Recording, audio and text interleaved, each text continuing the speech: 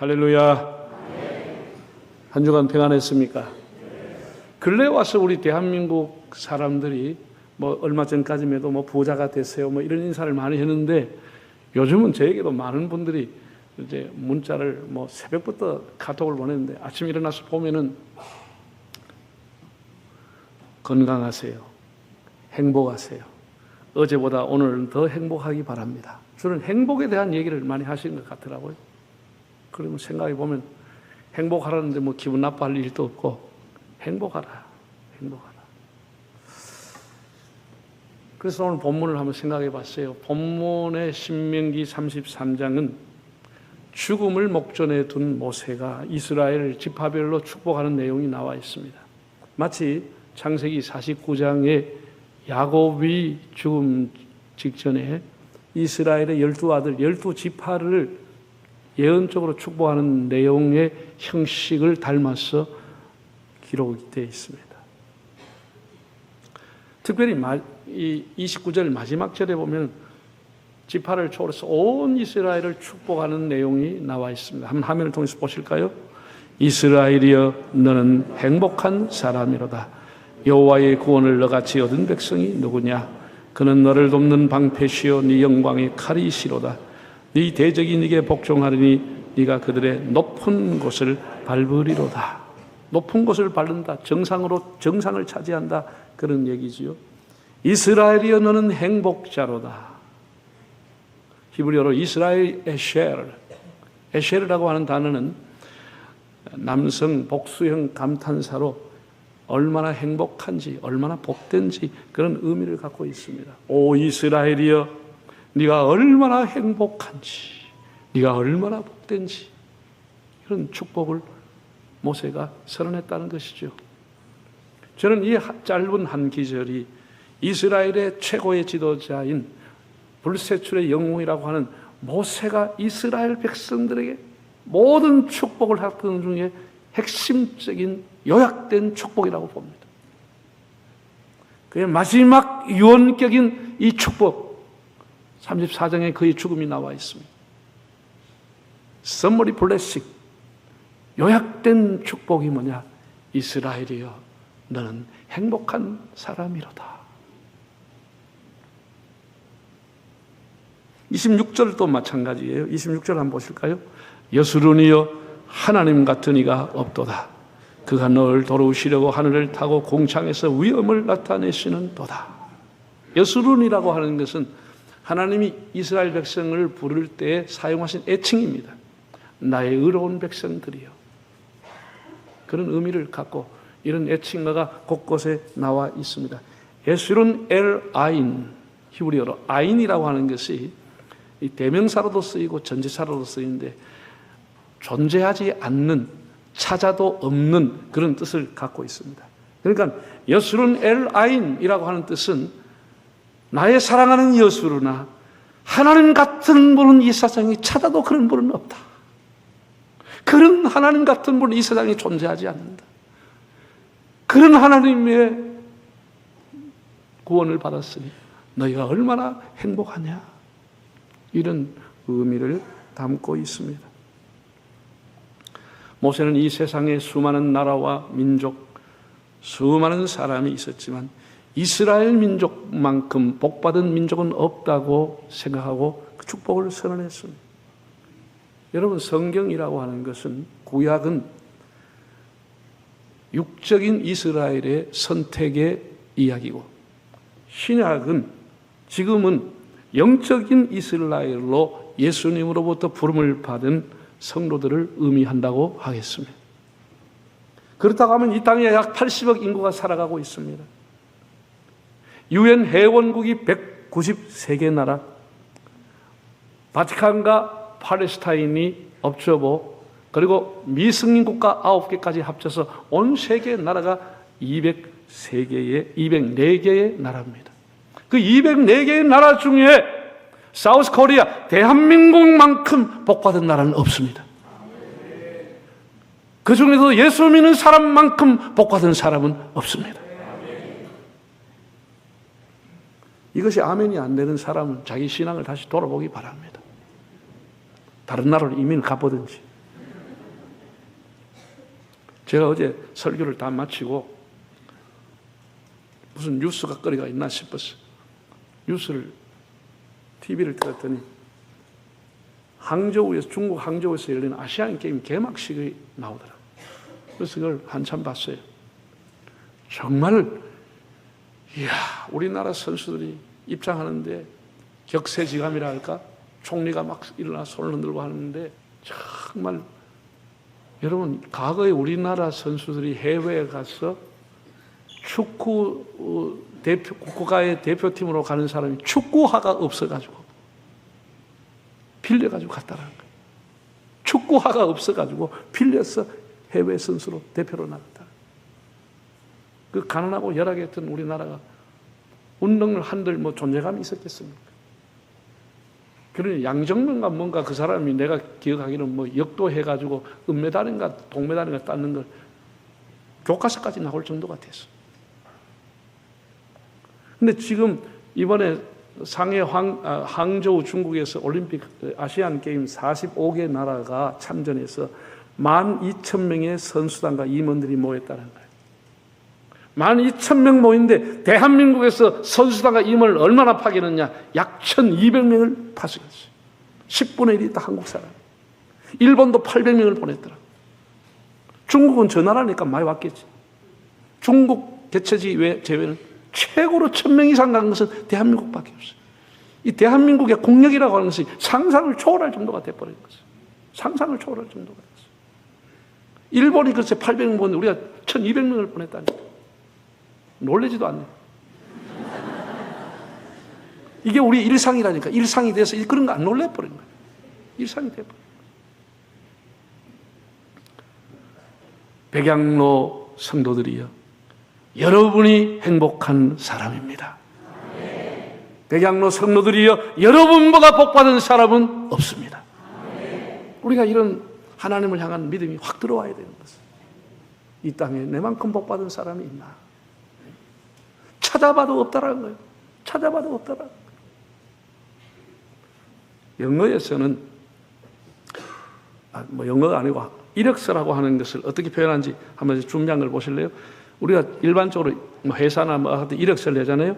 이력서라는 게 한자가 아주 뜻이 좋아요. 밟을 리. 이게 원래는 신발리인데 밝은 리로 발전됐어요. 밝은 리, 신발 리. 역은 지나갈 역이다. 지나왔다. 지나온 자치. 그래서 이력서라는 게 뭐냐? 네가 밟고 지나온 자치를 기록하는 것이 이력서예요. 굉장히 뜻이 와닿잖아요. 네가 지금까지 걸어온 자치 적어내라. 그게 이력서라는 거예요. 영어는 두 가지를 표현하는데, 하나는 CV라고 하는 것은 이거는 라틴어에서 온 거기 때문에 커리큘럼 바이티라고 하는 단어인데, 커리큘럼은 학생들이 공부하는 과정을 커리큘럼이라고 그래요. 바이티라고 하는 그의 인생 혹은 삶을 의미하는 단어인데, 네가 살아왔던 삶의 과정들, 인생을 경주하며 살아왔던 과정들을 기록하라. 이게 CV. 그러니까 이거는 굉장히 길게 기록하는 거예요. 자기가 뭐 어떤 배경이 자랐고, 자기는 어떤 성격의 소유자고, 어떤 학교를 공부했고, 어떤 학위를 갖고 있고, 어떤 자격증을 갖고 있고, 내가 수상 경력을 이런 것이고, 어떤 논문을 썼고, 내 가족은 이런 것이고, 이런 것에 대해서 굉장히 논문 형식으로 꽤나 길게 쓰는 게 CV라는 이력서예요.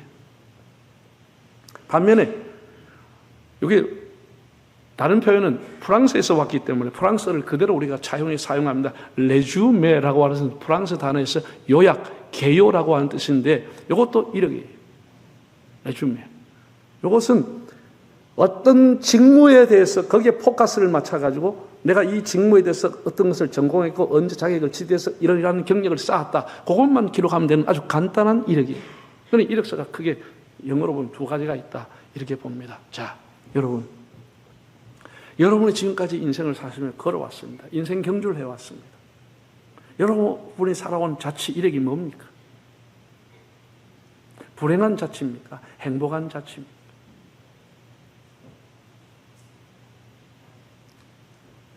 성경은 이렇게 말했습니다. 하나님을 사랑하는 자, 곧 그 뜻대로 부르심을 입은 자들에게는 모든 것이 합력하여 뭐라고요? 여러분의 이력, 여러분의 자치, 여러분의 CV라고 하는 것은 뭐냐? 행복한 자치인 것입니다.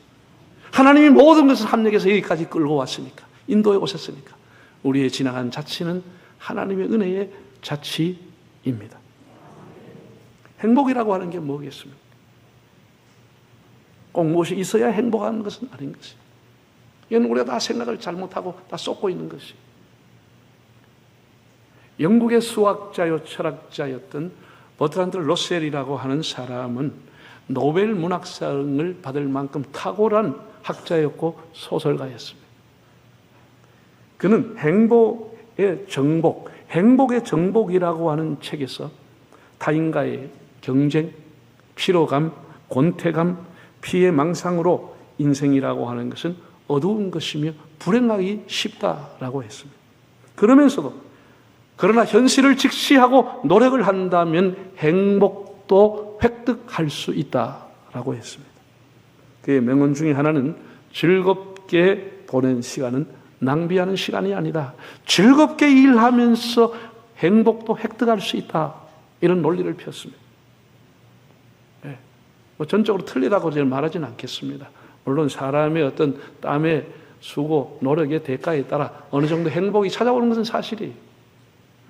그러나 거기서 얻은 행복은 풀처럼 쉬이 말라버리는 것, 다시 목마르다고 하는 것이에요.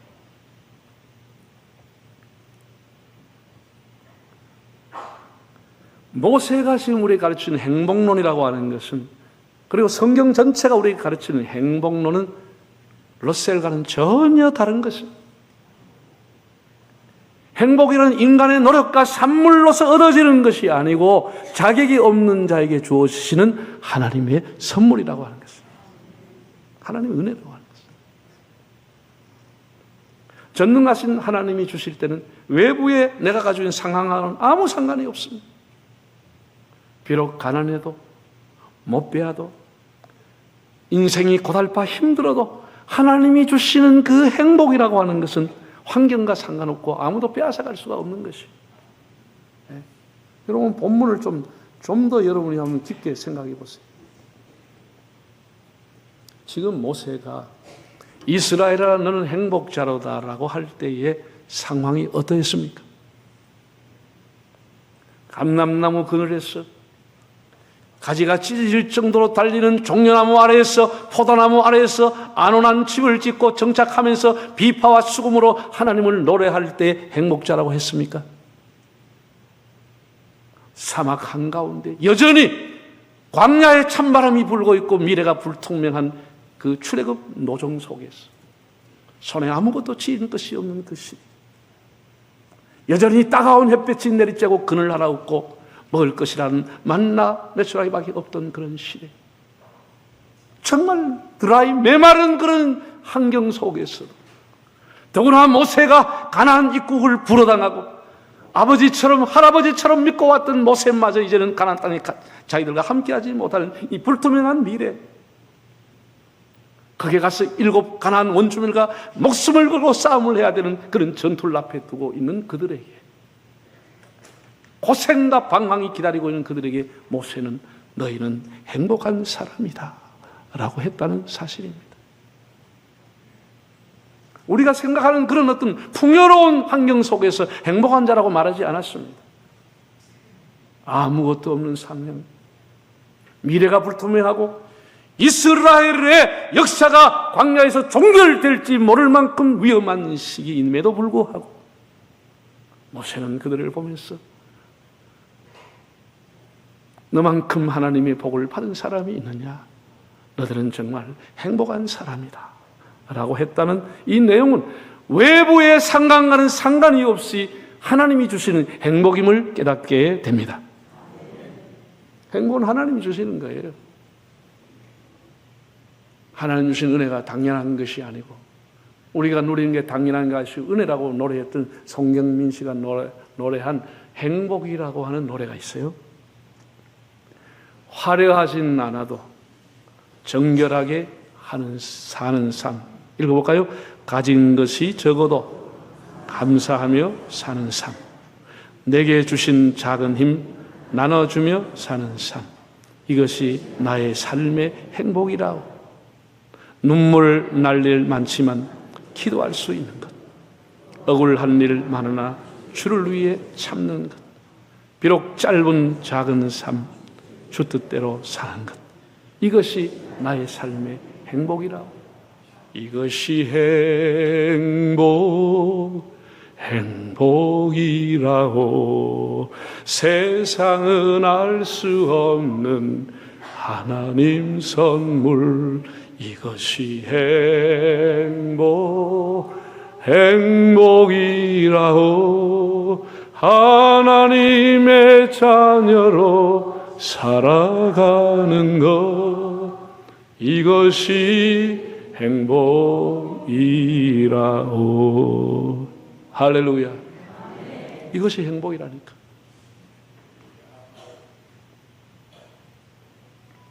여러분, 이 세상에 전능하신 하나님이 나와 함께하는 임마누엘보다 더 행복한 게 어디 있어요? 에녹이 그래서 행복했고 노아가 그래서 행복하고 그런 거 아니에요? 그럼 무슨 조건이 있어요? 하나님 주시는 것인데, 하나님 믿는 자예요. 행복의 서론과 본론과 결론은 하나님이 주시는 것이에요. 우리가 획득하고 쟁취하는 게 아니에요. 이걸 모르기 때문에 평생 행복을 모르고 살아가는 거예요. 예수 믿어도 행복을 모르고 살아가는 거예요. 늘 목말라 살아가는 것이에요. 이미 우리가 행복한 사람인데, 그러면 좀 더 우리가 모세의 본문을 살펴보겠습니다. 모세가 왜 행복하냐? 왜 이스라엘이 행복한 자냐? 설명을 했거든요. 여러 가지 중에 한 두 가지 정도만 살펴보겠는데 29절, 23, 7절을 한번 보겠습니다. 영원하신 하나님이 네 처소가 되시니 그 영원하신 팔이 네 아래에 있도다. 그가 네 앞에서 대적을 쫓으시며 멸하라 하신 하나님의 영원한 팔이 함께 하심으로 행복하다는 거예요. 하나님 영원하신, 능하신 하나님의 팔이, 위대하시고 영원하신 하나님의 손이 우리를 지켜주시고 그 팔로 품어주시니 그게 행복한 것이라. 여러분, 어린아이가 새끈새끈 엄마 품에서 잠자는 것, 그 아기에게는 최대 행복이에요. 최고 행복이 아기에게는 엄마 품에 안겨 있는 거예요. 엄마가 안아주는 것이. 예? 그 아기의 행복을 보면 가장 안전한 게 엄마 품에 있는 것이에요. 제가 화면을 한번, 동영상을 한번 봤는데요. 암탉이요, 새끼를 데리고 이렇게 가는데 독수리가 와서 새끼를 딱 날아채니까 암탉이 생명 걸고 그 큰 독수리, 그 불이 무걸 쫓아내더라고. 그 엄마는 위대한 것이. 그 독수리가, 암탉이 이 새야 가지고 막 쪼아니까 그 큰 독수리가 날개를 퍼득퍼득 어떻게 할 줄 모르고 결국은 하나도 못 잡고 그냥 날아가더라고. 가장 안전하고 가장 행복한 것은 엄마 품에 있는 것이에요. 엄마는 언제 행복해요? 아기를 안고, 새끈새끈 잠자는 아기를 안고 있을 때 가장 인생이 행복한 거예요. 그놈이 자라가지고 대가리 골거지면서 왜 갈 때부터 골 때리기 시작하는 거예요. 그렇지 않아요? 그게 품에 있을 때 그때가 가장 행복한 거예요. 그 자라면서부터 이제 골 때리기 시작하는 거예요. 그래서 내가 늘 얘기하지만 어린아이는 엄마 품에 있을 때 할아버지, 할머니, 아빠, 엄마에게 평생 해야 될 효도를 다 해버리는 것입니다. 날마다 행복을 주니까, 날마다 비타민이 되니까, 날마다 2, 3년 동안 행복을 다, 효도 다 해버렸어요. 그래서 그 다음부터 효도 안 하는 거예요.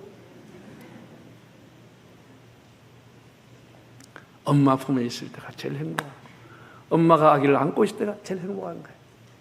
마찬가지, 우리가 하나님의 자녀는 하나님의 품에 있을 때가 가장 안전하고 행복한 것이에요. 하나님도 우리를 품고 있을 때가 가장 행복한 것이라. 하나님도 가장 행복할 때가 우리가 하나님 품에 안길 때예요. 우리 하나님 품 떠나면 하나님 눈물 흘리고 애통해하는 것이에요. 하나님의 영원한 팔이 너희와 함께함으로 그것이 행복한 것이다. 두 번째 29절에 나와요. 29절 한번 보실까요? 이스라엘이여 너는 행복한 사람이로다. 여호와의 구원을 너같이 얻은 백성이 누구냐? 그는 너를 돕는 방패시요 네 영광의 칼이시로다. 네 대적이 네게 복종하리니 네가 그들의 높은 곳을 밟으리로다. 여호와의 구원을 너같이 얻은 백성이 없으므로 가장 행복하다는 것이에요. 구원이라고 하는 것은 인간의 노력으로, 대가로, 공로로 얻어지는 것이 아니잖아요. 구원의 시작도 과정도 그리고 완성도 하나님이 다 하시는 것이에요. 우리가 하나님을 먼저 사랑하는 것이 아니고 하나님 먼저 우리를 사랑해 주신 것이에요. 여러분 이스라엘 보세요. 노예로 살았습니다. 얼마나 압제를 받고 얼마나 힘이 없었는지 세상의 바로 왕이 남아가 태어나면 다 살해하라 죽이라고 하는 명령 앞에 그렇게 그 명령을 따를 수밖에 없는 비참한 환경에 놓여졌습니다. 무슨 힘이 있었습니까? 10가지 제안을 자기들이 했습니까? 세계 최강의 강국인 애국의 군대를 어떻게 그들이 물리칠 수 있었겠습니까? 어떻게 그들이 홍해를 건너갔겠습니까? 그들의 구원의 시작과 과정과 모든 완성에 가는 길은 하나님의 은혜입니다. 모든 것이 우리가 지금 구원받는 것, 우리가 엄청난 죄를 날마다 짓고 허물과 죄가 많고 신앙생활 하지만 불충과 불신앙으로 살아왔던 우리의 생애지만 예수 그리스도를 통해서 우리를 구원해 주시고 지금도 하나는 은혜를 주시는 그 하나님의 은혜로 우리가 구원받게 된 것, 이것이 하나님의 축복이요 행복인 것입니다. 여러분 우리 대한민국이 이렇게 대단하지만 뭐 행복지수는 가난한 나라보다 훨씬 낫다 그러잖아요. 왜? 욕심이 많아가 행복을 못 느끼는 거예요. 교인이 이렇게 1000만 가까이 돼도 행복을 못 느끼고 있으니까 이런 지표가 나오는 것이에요. 행복은 밖에 오는 어떤 환경이나 상황이 아니에요. 우리가 예수 그리스도의 하나님의 자녀로서 예수를 믿고 살아가는 이 자체가 행복인 것이에요. 너같이 복을 받은 사람이 있는지 한번 찾아보라고 그랬어요. 사랑하는 형제 자매 여러분, 그러므로 우리는 다른 곳에서 행복을 찾으려는 생각을 버려야 합니다. 행복이라고 하는 것은 결코 멀리 있지 않습니다. 결코 어떤 조건의 풍부함이 있지 않습니다. 비록 내가 부유하지 않지만 나누면서 섬기면서 하나님 안에 살아가는 그것이 행복인 것입니다. 그것이 여러분 가까이 있는 것이에요. 원망과 불평하고 불만을 가지고 있는 사람은 평생 행복을 찾지 못합니다. 은혜를 은혜로 알지 못한 사람들, 조금만 삐지고 있는 그런 사람은 평생 행복이 없습니다. 돌았으면 다 무너지고 다 쏟아집니다. 행복은 아예 바가지가 다 깨져 있습니다. 누가 행복하냐? 늘 감사하는 사람, 하나님 앞에 할렐루야 찬양 인생으로 살아가는 사람, 성실로 식물을 삼고 남의 은혜에 대해서도 고맙게 생각하는 사람, 그런 사람들은 늘 행복이 그냥 퐁퐁퐁 날마다 솟아오르는 것이에요. 요즘 여러분 뉴스를 보면은 뭐 가짜 뉴스인지 진짜 뉴스인지 헷갈리지 않아요? 이 사람 말 들으면 이 사람 말 맞는 것 같고 저 사람 말 들으면 저 사람 말 맞는 것 같아요. 뭐가 진짜인지 헷갈려요. 행복이라고 하는 것도 굉장히 헷갈리는 시대가 됐어요. 사람들은 가짜 행복에게, 임시 행복에 획득하고 쟁취하는 행복이 영원히 자기 것인 줄 알고 쏟고 살아가고 있습니다. 땅에서 얻는 것, 베어놓은 풀처럼 금방 말라버리고 사라지는 것은 다시 목마른 것입니다. 하나님이 주시는 것은 진짜요 영원한 것입니다. 어떤 사람도 빼앗아갈 수가 없습니다. 우리 환경과 상관이 없는 것입니다. 여러분이 교회를 섬기면서 이런 행복을 얻기를 바랍니다. 여러분들이 기도하시면서 하나님 주신 그런 행복을 누리시기를 바랍니다. 네. 저 여러분 플랜카드 보면 119 새생명 자치 한 달 뒤에 이제 합니다. 자, 그럼 훈련 한번 해보겠습니다. 1. 내보고 이러다 하면 내가 뭐라고 답할? 1부에부터 111카이 소방서 카드라. 야, 이거 내가 10년 이상 해왔는데도 이게 모르니 기가 차네. 1 하면 한 사람이 1, 한 사람은 구원합시다. 그거 아니요? 다시 한번 합시다. 1, 9. 할렐루야. 내가 누린 이 행복을 전도함으로써 그 사람이 행복을 누리게 해주는 것. 얼마나 행복한 것이. 얼마나 행복한, 얼마나 보람된 일입니다. 사랑하는 여러분, 우리의 남은 생에 우리 살아가는 인생의 행복을 가로막는 것이 굉장히 많습니다. 행복을 그냥 논두렁에 처박아 버리는 일들이 일어납니다. 캄캄하고 답답할 정도로 앞을 가로막는 일들이 수없이 나타납니다. 거기에 여러분 마음 뺏기면 행복 다 사라지는 것입니다. 내 안에 계신 예수님, 나의 힘이 되신 그 주님, 그 주님을 의지하면서 행복의 전도자로 살아가시고 가는 곳마다 행복의 바이러스를 전파하는 행복자로 살아가시기를 바랍니다.